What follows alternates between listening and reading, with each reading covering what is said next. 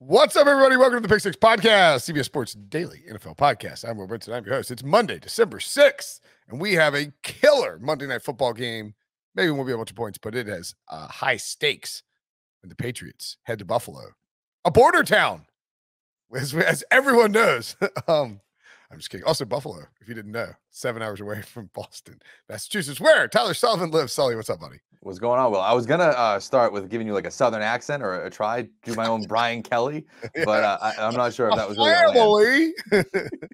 Actually, he's literally born. He was born in Everett, Massachusetts. Grew up in Chelsea, Massachusetts. When I tell you that was a town over from where I am from, and you obviously know the accent that I have, it's not a Southern one. So he's like basically spent his entire life working the Boston accent out. Yes, and now, for those that don't know, Brian Kelly, hired by LSU away from Notre Dame, goes down for his first introductory. He's introduced at the basketball game, and he goes out there at half court, and he's like, "When we got here, my family and he's like, and I have not even won all my football games yet." It's like, what are you doing? What is happening? It's like any Southerner would say, "Ain't won." It's like the whole thing is very. I want to know if he's still talking to his family in that accent, Sully. Like Is this permanent? Was it just a one-time sort of thing? You know, if my dad goes to a Spanish restaurant or a Mexican restaurant or whatever it is, he'll like slide into this like trying to be familiar, like he'll slide into the accent. Is that what Brian Kelly was doing, or is this going to be full time? Like, has he been speaking to his family in this accent for the entire weekend? That's what I need to know. Like, I don't know, like if he has any kids or his wife are just like, what are you doing? Like, what is this? Do you run it by anybody? Or are you like, hey, look, I think I want to do this like Southern accent thing? And she's like, oh, cool, yeah, go for it. Or is she like, hold on a second, Brian, professional adult I've been married to for 30 years. Why don't you run that accent by me first? And if she did say that, did he then run it by her and she was like, oh, that's fantastic. That is a killer Southern accent. You should definitely do that in the middle of an LSU basketball game. The whole thing. The best. I need more. Everett and Chelsea zone from the South. It's just Brian Kelly for us. Anywho, I could do a whole podcast on that. I'm actually disappointed that the Cover 3 guys didn't do an emergency independent podcast solely on Brian Kelly's accent. It's a great point. It really if we were a college football podcast, we would have stopped everything and done an emergency podcast on Brian Kelly's accent in a Southern accent. Abso-freaking-lutely. Like in a okay, what's the rooster from Looney Tunes? A Foghorn Leghorn. In a Foghorn Leghorn accent the whole time. It's like, I say, sir. It's ridiculous. Anyway, this is ridiculous too. If you're watching on YouTube, subscribe, like, and comment. Tell us your favorite bet for the Bills and Patriots game, which will take place this evening. And I am not there on my. There we go. I was not there on my rundown. The Bills are -2.5, maybe -3. Depends on where where you're looking and what time you're listening. Yeah, we still have -3 at Caesars right now, +100. So even money -3, Pats +3, -120, Pats +125 on the money line, Bills -145 on the money line, and the total sitting at 41. The weather is kind of crucial here, Sully, because we were joking because I don't think somehow neither of us, I didn't realize that Buffalo was literally on the border. I should have, because I've flown into Toronto and flown over Buffalo. But I didn't realize you could potentially live in Buffalo and live on the border of America, which is kind of crazy. Pretty cool. Yeah, very cool. Looks like it's gonna be windy. 25 gust all day, 26 to 25 mile an hour wind throughout the day. It starts to tail off a little bit in the 10 p.m., 11 p.m. range, but decent chance of rain. Actually, it doesn't look like it's not going to rain tonight. Just going to be windy and about in the 50s. Let's see. Oh, no. Yep, going to be in the 30s. Yeah, it's going to dip down at night. Yeah, it's going to be cold as hell and windy in Western New York. I mean, total's 41. It just sort of speaks for itself, right? Yep. What do you think about this total? What do you think about the spread? Well, this total, I mean, it's really sunk. Obviously, the weather's a huge piece of that, right? Because it opened at like 46.5. This thing's taken a huge tumble. Obviously, when you talk about that weather, it's a huge standpoint. I think it's something that's going to be fascinating to see, obviously, in this game in itself. But from a Patriots standpoint, something I wrote about over the weekend, how's Mac Jones going to deal with this? Because this is a kid that's grown up in Jacksonville, Florida, played his college ball at Alabama, hasn't really faced these elements. He's just started to kind of deal with them here in New England. It was a little bit cold a few weeks ago when they were playing or a week ago when they were playing Tennessee. It snowed a little bit in Foxborough, but from someone who's been around here, it's not the coldest it's been. It's going to get much, much colder. And for somebody like Jones, who's now in New England, he's going to have to play in these elements. So I do think it's going to be interesting to see how he kind of deals with that on a macro level. But for this game, I don't love the under here just because it's so low at 41. I would love to have got it on its way down somewhere, but I still am leaning under just because the weather's there. You have both defenses are number 1 and number 2 respectively in DVOA coming in to week 13. So, I mean, you're talking about great defenses, both, at least from a New England standpoint, love to run the football, and weather's a factor. That's a recipe for the under. Yeah, it's I can't. You can't take the. For me, it's you can't take the over. Yeah. I mean, you can. Anybody can. If you like the over, by all means, help yourself. I have no interest in it. We've seen these late. I mean, it's December. It's Western New York. It's on a gigantic lake. We have seen this situation play out plenty, and you have a team in the Patriots that is extremely run heavy. That's extremely not extremely conservative. They're just going to be. They have no issues eating up the clock. And Buffalo is not a great run team at all. However, I don't think that they will want to get super hyper aggressive with Josh Allen and try to, light up the Patriots defense because the Patriots defense is good again. I also believe that the Bills well, first of all, I wanted this out. I love the Patriots in this game. I think the Patriots win the game outright. I don't care if that's the public chalky side, whatever. I've been thinking the Pats would win this game for 3 weeks. I think the Bills Bill Belichick got embarrassed last year on Monday Night Football in Week 16 by the Bills in his home stadium on national television with Tom Brady gone and but making the playoffs and Belichick going to a losing season. Everybody wondering if, Tom Brady was his bag of magic beans. And the Bills sent a message that this is our division now. You're out. I hope you enjoyed your 20-year run. It's over. This is ours. And Belichick has a chance to rip that back and say, no, my friends. And I think he takes it tonight. I agree with you. The Mac Jones thing with the weather is concerning. Josh Allen was asked about weather and said, this is kind of why they drafted me because I played at Wyoming. Not that Wyoming really has, Western New York weather, but he's like, I'm used to playing in the elements. This is my sort of thing. I think he'll be comfortable in the elements. I also believe that Belichick will throw a bunch of junk at him defensively. And in order to combat that, I think the Bills' offensive game plan may be a little more conservative, especially given the weather, given the conditions, et cetera.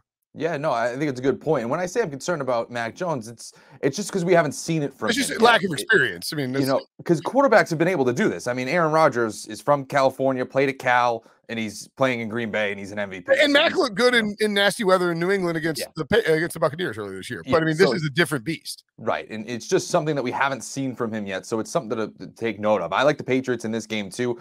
I like it at 3. I'll take it at 2.5. Like you said, the money line's probably a great move here as well. I bet the money line in 3 last night. Before the I didn't want to wake up and have it be 2.5 and I had to buy the point. Right, exactly. So yeah, real quick though, with that game last year, another little kind of piece that we need to pay attention to is J.C. Jackson versus Stefan Diggs. Last year, Diggs torched this secondary for 140-something yards and 3 touchdowns. It was a monster game from Diggs, and a lot of that, both of the 2 touchdowns and a chunk of those yards were against J.C. Jackson. So this is another one where J.C. Jackson going to be a free agent at the end of this season. He's going to want that big contract. This is an opportunity to kind of right that wrong from a year ago and show that he's a shutdown corner here. That's a matchup worth watching tonight. What's his Twitter handle? Mr. INT or something? Mr. INT, yeah. Yeah, I mean, he's playing awesome. And you're right. Yeah. I like revenge game narratives. Not that this is the J.C. Jackson revenge angle is we got smoked by Steph Diggs last year. Let's try and lock him down. Although that may not work here because Belichick, that's not really how Belichick approaches things. He's more likely to put 2 guys on Diggs and ask the Bills to beat him with the run game or Cole Beasley or Dawson Knox. Like he would love that if they try to run the offense through Cole Beasley, which frankly they've done. Brian Daboll's done to his detriment several times this year already. And I do wonder too. You bring up Brian Daboll, former Alabama guy, knows Mac Jones a little bit. I do wonder if there's something there from a defensive standpoint that the Bills could kind of point out there as well. But the one thing I did want to highlight, because something's got to give here between these two teams. The Patriots have been unbelievable in the second half over the last month. They've outscored their opponents over the final 2 quarters, 63-0. It is just they have been slamming the door shut on these opponents when they get into that second half. But the Bills this season, they are the number 2 team in the NFL in points scored in the second half. It's around like 15 points per game. So they both do things particularly well in the second quarter. It's just something's got to give there. So be careful with a backdoor cover and things like that when you start to mention that. I'll be curious to see how this total operates on the live line too, because I think there's a decent I 41 is too, like I said, I wouldn't bet the over here. It's not many points at all. You can get a 41 easy, but then you look at the Chiefs Broncos game on Sunday night, and it's like, I mean, those are maybe 2 good defenses. I don't know, but at least one really good offense in theory, and you get a lot of points. This game could go under 25 points. Yeah, I would need to see. I guess what my point is, I'm trying to suggest that maybe wait and see what happens live, but be cautious because the total could sink if they get out there and they're running clock, running the football. The wind is a problem. This total could, sometimes they adjust the live lines where it sinks down to like 32.5. At which point you obviously don't want to take that either way. So I'm sort of with you, slightly into the under. If I wish there was a better. Right. Like I would have bet it like a Wednesday, but I don't bet Monday Night Football till Monday night, so I don't know it. Well, you can so see that scenario where it's like, okay, you're gonna wait till the thing starts, and then all of a sudden you get the camera shots, the goalpost starts swaying, and they start running the football a little bit more, and you're like, oh my god, this thing is sunk beyond repair. And you can't even touch it. And you can't exactly. So yeah, slight lean to the under as well. By the way, let's take a quick look before we get out of here. Cowboys Saints. Click on that, Chris. I just want to see. I can't remember if we did well or not, but probably not. But who knows? Probably not. Just want to see the player props. Yeah, we got there with Taysom with Schultz and Callaway under. Did Taysom score? I don't think so. No, he didn't. No, he didn't. He had 26 fantasy points, but he didn't score. Zeke, great night. Yeah. All right. Anyway. Zeke, I think, had 2. I think I remember Zeke having 2 receptions where I'm like, okay. I think Dak went under. I think Dak. If you're watching on YouTube, by the way, we're recapping Thursday nights. I'm not sure if Gallup got a touchdown, but I don't remember what he did beyond that. He might have gone under that total 46.5. I don't think he had. I think he might have went under there. Yeah. All right. Anyway, back to Pats and Bills. I don't know why I sidetracked on I don't know why I sidetracked it. Anyway, let's take a quick break. When we come back, we'll do some player props. So for the player props, this is again, this is a tricky one for us, Sully, because we both agree that this should see. This is exactly right. This is 4 overs. But I was looking at it. I was like, man, everything screams take unders here. But I almost think, and we'll do DFS. There'll be a separate YouTube video for DFS. But in these spots where like everyone is going to be playing the defenses, and everyone is thinking, oh, this is an under city. We got to take everything's going to go under. Nobody will be able to pass in this weather. Well, Mac Jones and Josh Allen can throw in wind. They can throw. Yeah. I mean, they're not going to be hitting tons of deep balls. It's not going to be a shootout. But and I'm prefacing our player props because we have 8 overs here in this total of 41. but all of them, you did the same thing I did, and I like that you have Josh Allen over rushing yards. Is the idea is we picked they're low numbers. We're not trying to clear Steph Diggs over 89.5 receiving yards. Like I don't want anything to do with big numbers. I do, however, want to bet on short passes and quick hitting options, like for instance, Dawson Knox over 29.5 receiving yards at plus money. You and I both have that prop. I love Dawson. Dawson Knox has been awesome this year. He's not the number one weapon, so Belichick's not going to focus on him. I think, I forgot to do the injury report portion of the program. Is Kyle Duggar going to play in this game? He's not, right? It doesn't look like it. They still have until, I believe, 4 p.m. to activate him. But I'm not sure if he's going to play. But how about this? If he doesn't, even if he plays, he missed an entire week of practice to prepare for this. So it is, he won't be 100% going into this. So to me, again, I think we're like-minded with it with Dawson Knox. Kyle Duggar will be the one to have that Patrick Chung type of coverage against him. He would be the one that is best suited to blanket tight ends. He's been doing it this season. And so you're telling him now that he's, a guy like Dawson Knox, he's not going to have the number one cover guy, whatever you want to call it, corner, safety, kind of that defensive back against him that the Patriots are deploying. And he's gone over this number, I believe, 6 times already this season. He is that kind of go-to weapon that in the red zone, specifically for Josh Allen. I love that over there. You're basically just telling him to get 30, and that's very doable for somebody who might not even have Kyle Duggar against him. I'm trying to. Is Duggar on? He's not on IR, is he? He's on the COVID list, so it's protocol. He's not on the injury report. I was like, did he get cleared? I missed that. He needs to get activated. Christian Barmore, limited practice Thursday, Friday, and Saturday is questionable for this game. Nick Folk, limited practice throughout, questionable. Belichick is so like there's like 7 dudes and they all were limited Thursday, Friday, Saturday, and then they're all questionable. It's like he's sort of just checking off bodies. Like these guys might play. These guys are probably playing, but I'm going to screw with Sean McDermott a little bit. Barmore would be a big deal if he missed the game. So would David Andrews, right? Yeah, that'd be a huge loss. Oh, David Andrews would be massive, especially when, he is the straw that stirs the drink in that offensive line, especially in the running game. So you're talking about a key piece there. Both, really. It impacts the run on both sides. If Barmore's out, that really opens some things up for the Buffalo Bills, a Patriots defense that already has struggled against the run. I mean, we saw it last week against Tennessee when you had Donta Foreman and Hillard just going off for 100 yards apiece in that game in Foxborough. So again, that's why I like Josh Allen here, in terms of the rushing yards, 35.5. For me, he is their best running back, whether it's in the red zone or what have you. He is the guy that can find success, have some design runs, some scrambles. There's a bunch of ways that he can get to this over in a game where they might not be able to move the ball as effectively down the field through the passing game. One way that he can kind of make up for that is doing it on the ground. I love this prop. I almost took it as well. I think that he gets, it's a high number. 35.5 is a big number for a quarterback rushing. But to your point, there are multiple outs to get there. Yeah. One is the Bills coming to the game planning to utilize Josh Allen in the ground game, as they've done in primetime spots and important games before this year, where the opening drive is like all Josh Allen design runs.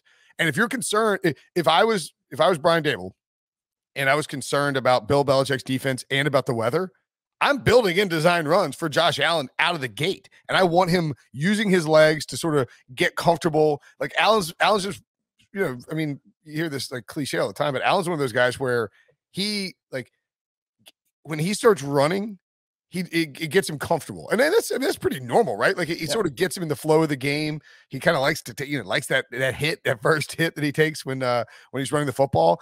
And you could get this in the first quarter, honestly. If he rips off a long run, that dude can, it wouldn't be shocking at all if Josh Allen ended up having 10 plus carries for 50 yards. Well, you say that it's, it is a big number for quarterbacks, but, not really for Josh Allen. He's gone over this number 7 out of his 11 games played this year. So it's a huge number for a non-mobile quarterback. Yeah, it'd be an insane number for Mac Jones. Ridiculous. I think his is like 5.5 or whatever it is. Yeah, so it's like, it'd be 9.5. But yeah, exactly. So it's just, it's different for different quarterbacks. But for Allen, again, it's just the way that this is setting up. And this is, it's obviously week 13. We're in an 18-week schedule now. It's a little bit different, but this is as much of a must-win game for Buffalo as you can really imagine. This is an enormous game because you're talking about playoffs, but this is I mean, they're both probably going to the playoffs. Yep. Like this is a kitchen sink game for Buffalo. Because you're talking about this is the first of 2 games. This is the first time these guys have played each other this season. Yes. They have another game in Foxborough in a couple of weeks here. You got to get this one at home if you want any sort of realistic shot at winning the division, or at least having that control of your own destiny to win the division. And as we're looking at it right now, potentially be the number 1 seed in the conference. I mean, you're talking about not only division crown, but maybe a first round bye here as well. So if you can get this game at home, Buffalo, you're really setting yourself up nicely the rest of the way here. So like you're saying, it's a kitchen sink game. Josh Allen's going to be running around. They're going to be trying everything they can to really get this. You're not leaving anything. You're not trying to hide anything off the film for this game. This is put it all out there. I mean, and the other thing too, like the Bills are having a fine season, but not the season I think that they thought they would have. Yep. I mean, you lose this game, you're 7-5, and it not only is the division like, oh man, like we're probably not going to win the division now. Also, you sort of have to sweat making the playoffs, and somebody sort of has to sweat you getting over 10.5 wins for his biggest bet of the offseason. So while I think the Pats are going to win this game, I'm okay if the Bills find a way to get it done. I mean, look, 7-5. We talked about this on the recap pod last night. The Colts are 7-6. They're out of the playoffs right now. You know, Vegas 6-6, Cleveland 6-6, Denver 6-6, Pittsburgh 6-5-1. You fall to 7-5 if you're Buffalo with another game in New England. You're risking. You're putting a lot at risk here that you might miss the playoffs. You talk about Indianapolis. You talk about Indianapolis. Indianapolis has that tiebreaker over them. So I mean, that's a huge piece to that as well. Yeah, and I do think the Bills have Miami. They have the Panthers. They have the Patriots and the Buccaneers left on the schedule after this game tonight. They have the Patriots again, so they play the Pats tonight at home, at Tampa Bay next week. So short week against Tom Brady on the road, not easy. Panthers at home. I mean, that's and they have the Jets and the Falcons. So like, there's 3 more wins out there. This team the only reason I even suggest they might not win all those games is they lost to the Jaguars 9-6. But like this should be 10 wins easy. They've got to find one against the Pats though. Yeah. For my financial purposes. Anywho, other props you've got Mac Jones over 19.5 completions. Yeah, this one, it seems like it's probably a high number for him, but he's gone over at 8-12 this season. And for me, I see a scenario where the Bills, they have a good run defense. I mean, they're not number 1 in DVOA like they are against the pass going into week 13, but they're number 4. It's a top 5 unit against the run. And we've seen the Patriots, obviously they lean towards the run, Ramondre Stevenson, Damian Harris, but they really weren't that great last week against Tennessee. It wasn't like this, this Patriots are just running over. That was a much different game than what we've seen. 2 100-yard rushers, and the Patriots had, I think, nobody over 50 yards or something. Yeah, it was not great. So I'm a little concerned about them now getting a much stiffer competition, and it just coming off a really poor performance. And for Mac Jones, I do think, as much as we're talking about the weather being a factor, he really hasn't been the type of quarterback that's chucking it deep down the field. We've only recently started to see it a little bit with Kendrick Bourne and Nelson Aguilar, but it is more, I'm doing these short, quick, death by a million paper cuts type of offense that we've seen from the Patriots. Tom Brady in early 2000s. Tom Brady. Yeah, we've seen it a million times over the last 20 years. So to me, he's going to drop back probably, 24, 25 times in this game. And he's one of the more accurate quarterbacks that we've seen, rookie quarterbacks that we've seen in quite some time. So to me, even if he drops back only, 25, 24 times, he's completing enough passes. He has a higher enough completion percentage where he's probably going to be 20 of 24, 21 of 25 and get us over here. Yeah. And there are, again, multiple outs to this. Now, if the Patriots just completely dominate the game and just run the ball down Buffalo's throat, it won't get there. Right. But I agree with you that there is a very high likelihood that Mac Jones is forced either because the Bills stack the box or because the Bills have a lead, that Mac Jones is forced into a situation where he needs to complete 20 plus passes. And they can be screens, swing passes, quick slants. Yeah, we're not looking for, 20 shots down the field. But I think there's a good chance that it ends up happening. And obviously Mac Jones, if you go over completions, you like the over on 2.5 receptions for Kendrick Bourne, a very juicy 2.5. Yeah, this one makes it, I just think the number's too low. That's really what it is. It's not great value at minus 170. It's not Right. like, it's not like Dawson Knox where we're getting plus money or anything like that. But Bourne, he's gone over this number in 6 straight games. He's kind of becoming that go-to guy. He is, quote unquote, one of the guys for Mac Jones. It's just, he has been that outlet for him in key situations, whether it's in the red zone or you're trying to make that clutch play down the field like we saw against Dallas earlier this season. This is a type of scenario where you're going to be in a hostile environment. The fans of Buffalo are going to be going crazy. The weather's going to be wild. Builders flying onto the field. You're going to be just under the elements, the fans, and everything. It's going to be the most hectic environment that Mac Jones has ever been in his young career. And you're going to want to lean on the guys that you trust most. That's Hunter Henry. That's Kendrick Bourne is one of them. So when you're talking about 2.5, I'm hammering the over on that one. Yeah, and look, I mean, again, minus 170, so you're paying a lot of juice, but you just need 3 catches. Over the last 5 games, he has really sort of developed into what, as you point out, Sully, one of those, one of not the security blanket, but there's been a clear rapport that's been developed over the last month and a half, 2 months between Mac Jones and these receivers, and Kendrick Bourne has stepped up. I think if you go and look at it, he might be the best value signing at wide receiver in terms of free agency, just because of, at the time it's like, what, he gave what, Kendrick Bourne what? And Bourne has been good. He's been very good. 5 targets per game, 4 catches per game, 54.6 yards per game over the last 5 weeks.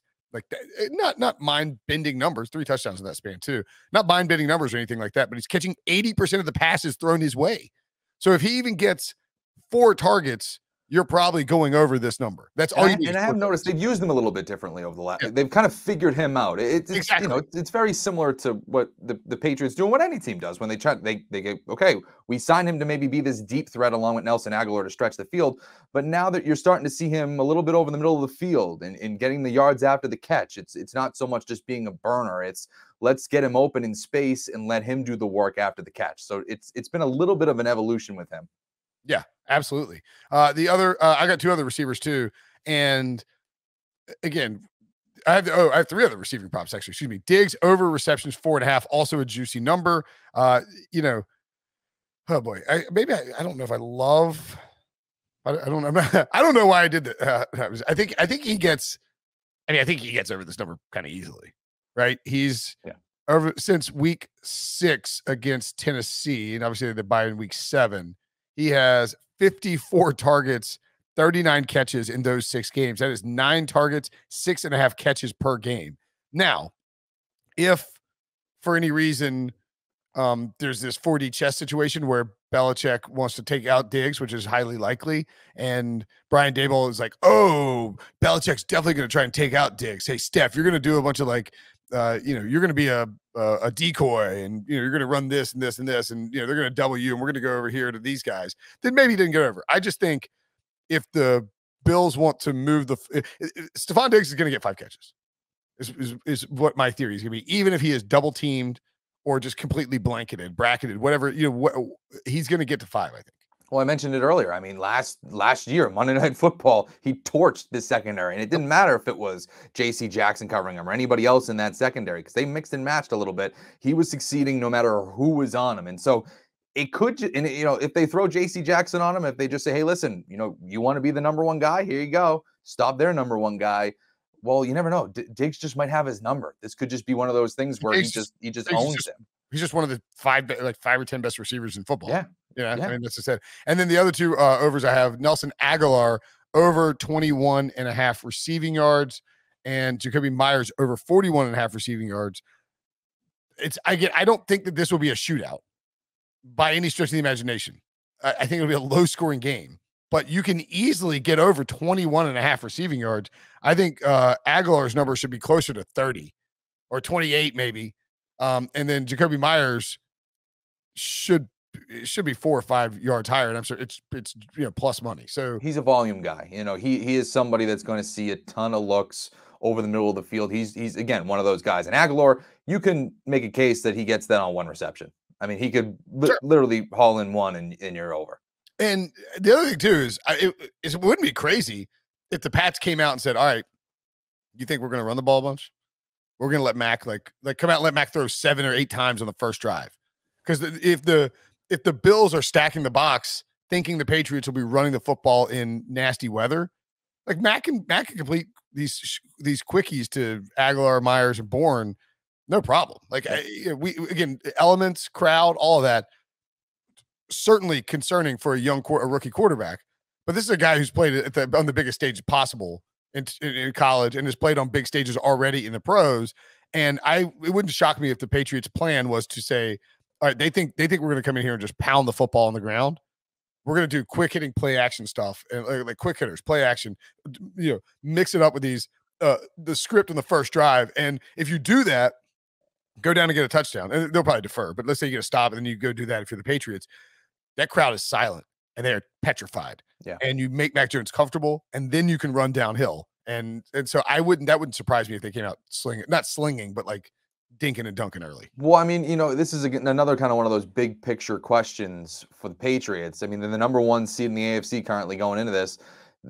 You're in as great a position as anybody could be if you're talking about getting deep into the playoffs and potentially going to a Super Bowl. But I think one of the things that we still have to figure out, if they are actually to, do that as quickly as they can, Mac Jones has to win a couple of games here. He can't just kind of, pass along. He can't be along for the ride. He cannot be a sidecar. He has to be someone who's pushing this team along. And when you get into these games, whether it's against a quarterback like Josh Allen, who can throw all around the field, again, different maybe tonight because of the weather, but if you go later in the year, whether it's Patrick Mahomes or one of these high-flying offenses, you're going to need this guy to kind of go toe-to-toe and really air it out. And, this could be one of those scenarios where you start to see, okay, you have a little bit more confidence that he might be able to do that.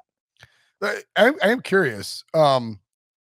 Just from this is not, we'll get to first touchdown in a second, and not to expand this podcast any longer, but I do think this game fascinates me. So if people don't know, Sully's in Boston. And Pat's banner's behind you. Like, what is obviously everyone is in on Mac Jones.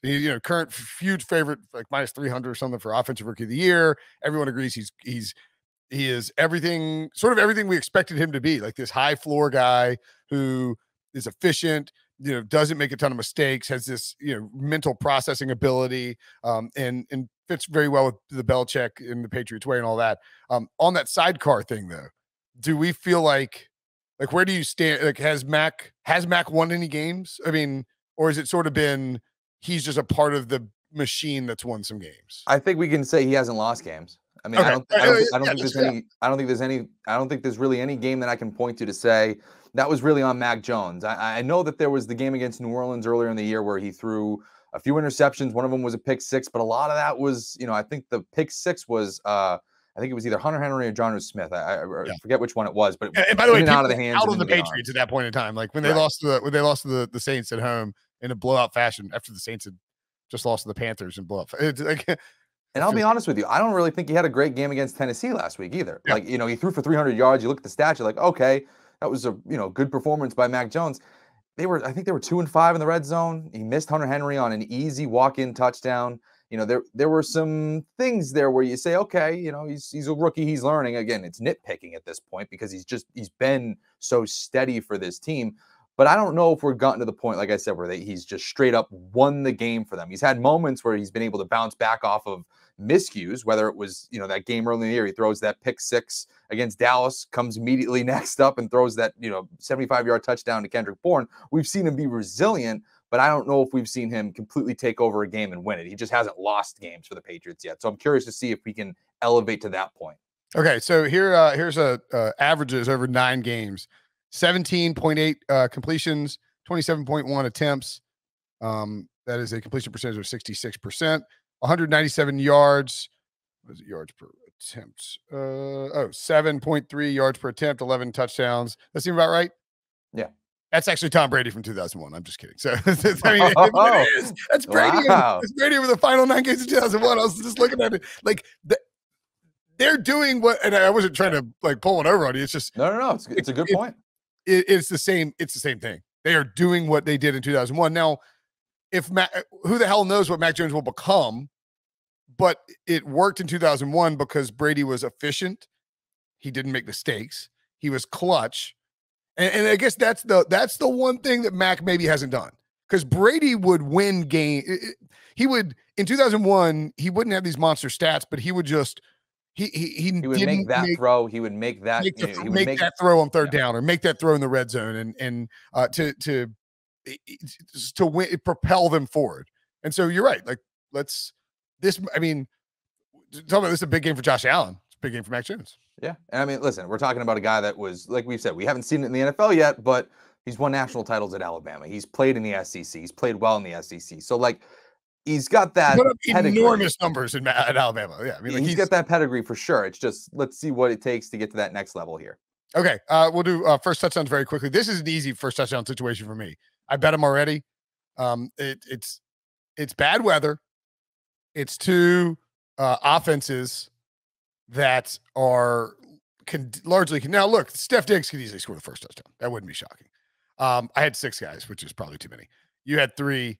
Matt Breida 10-1. That's a good one. But we both have Josh Allen and Hunter Henry. Yep. I'm playing all the quarterbacks and all the tight ends, and then I'm throwing Nelson Aguilar in there as well. Sure.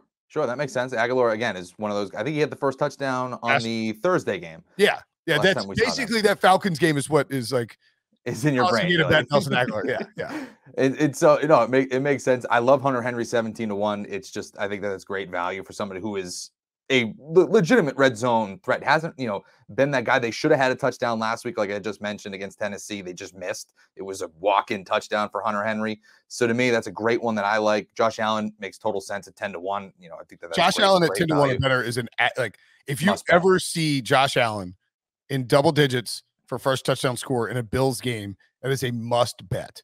Yeah, big time. I understand why Diggs is 7.5-1, but like Devin Singletary, they're not going to run Devin Singletary by the goal line. They're going to run it with Josh Allen. Yeah, or they're going to have Josh Allen roll out and throw it to Dawson Knox. He's their best goal line back easily. That is a mistake. We've seen these guys. We talked about this. They tighten up the numbers on those first touchdowns, but that's a mistake. Josh Allen should be the guy who's 7-1. I hope Devin Singletary scores first because I'll beat Prisco and I'll stay undefeated. But more likely is that Josh Allen, they get down by the goal line and Josh Allen runs it in. There is certainly Stefan Diggs is 7.5-1, Damian Harris 6.5-1. If either of those guys scored first, they're the favorites. It wouldn't be surprising. The Pats like to use Damian Harris down by the goal line, and the Bills are more than happy to let Steph Diggs get open against, if they get man coverage, or, single coverage down by the goal line, they'll go to him. But at double digits, I mean, give me all of the Dawson Knox 16-1. I can't believe he's that high. Yeah. He's their go-to guy down by the red zone. We've seen he always catches the first touchdown. It's Knox, Allen, Mac is what was Mac? 30-1. It has to be 30-1 or better for me to take him. Yeah, I was gonna say I don't think he has a rushing touchdown yet. Okay, but at 30-1, no, sure, absolutely. I want to be in on it just in case it's like, oh, there it is. Right. I think I put it in a picks chat with some friends last night. I was like, I wrote Patrick as the first touchdown scorer, and they're like, yeah, nice hit, bro. And I was like, no, it's Tim Patrick, not Patrick Mahomes, unfortunately. So, I want these primetime games, the quarterbacks just run in for some reason. So I want Mac, Allen, and then, like I said, there's 3 tight ends who I think could catch the first touchdown. Jonnu 21-1 is deep. I don't think he'll be the guy, but that's deep enough where I'll take a stab. Good value. Yeah, and Hunter Henry 18, Knox at 16. I mean, it's no brainers for me. And for Jonnu, I do think it's interesting because we've seen a couple of times this season where they've made it a point to start these games to try to get him going, and then once the game starts to kind of evolve, they kind of fade off and get back into their game script. But Jonnu's been a piece that they've been trying to get going for a while, and so especially on that opening drive where it could be hey, let's feature Jonnu a little bit. Let's see if we can get him, get him, the wheels moving a little bit. It makes a ton of sense to try to see if we can get value there. Yeah, and I think too, we talk about how the Patriots like to operate. Belichick, divides the season into quadrants, and we're in the portion of the program where Belichick they know what they are, they know what they do, but he wants to he wants to fine tune all the pieces. And Jonnu's one of those guys where, you can easily picture Jonnu Smith having some random ass 8-catch, 120-yard, 2-touchdown game against in the playoffs in New England where he's or Jonnu Smith has like 10 rushes for 55 yards and a rushing touchdown or something, just something, where he's lined up as an H-back and they just decide to do it randomly, something like that. That's exactly what I was going to say, is that he can kind of get there a couple different ways, because you could say he's in the receiving game, or they just start deploying him as a runner a little bit more. They've run him a decent amount of times here, whether it's been on sweeps or as an H-back. They've tried to get creative with him, so it wouldn't surprise me if maybe they have a couple of tricks up their sleeves in this big game, and he could be part of that. Yep, only 1 touchdown on the season, but 5 rushes so far. So yeah, wouldn't be shocking at all. And again, 20 to 1 plus. Matt Breida, don't hate it at all. I think Singletary's mispriced. Like let the books leave Singletary at 7-1. Breida's the goal line back for them more than Singletary, I think. It's really funny. We're going to get obviously into DFS separately, but when I was looking at the DFS prices, Breida's more expensive than Singletary. And then when you look at the first touchdown odds, Singletary is more expensive than Breida. So somebody's going to be wrong there. So, right. Somebody is incorrect. And I think it's the first touchdown. Yeah. All right. That's it for the props show. We will have a separate DFS YouTube video up that you can go check out on the YouTube channel, youtube.com/pick6. Thanks for listening. Thanks for watching. Talk to you guys later.